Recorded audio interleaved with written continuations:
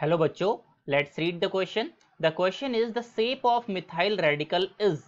So we have to answer methyl radical का shape क्या होता है. So first of all we will understand the key concept behind this question. So the key concept is basically the first thing we have to remember, when side atom is less electronegative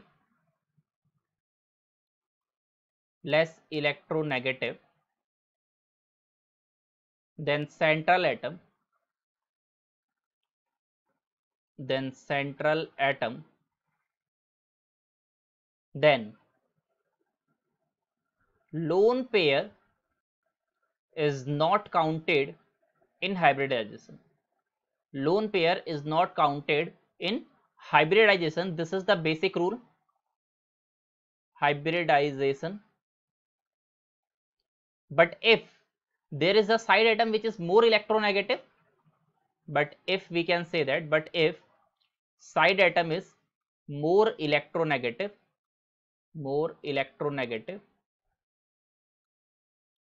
then we can say that it will be counted.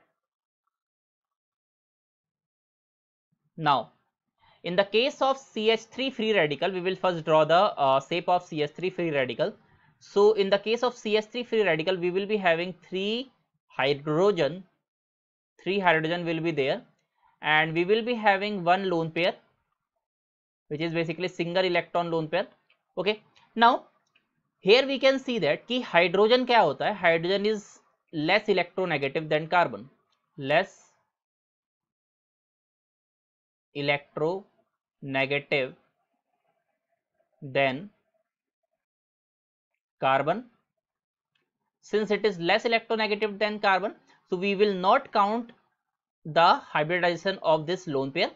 So basically यहाँ पे जो hybridization आ जाएगा, that is sp2, because we have only 3 sigma bonds, so we can say that sp2 is the hybridization.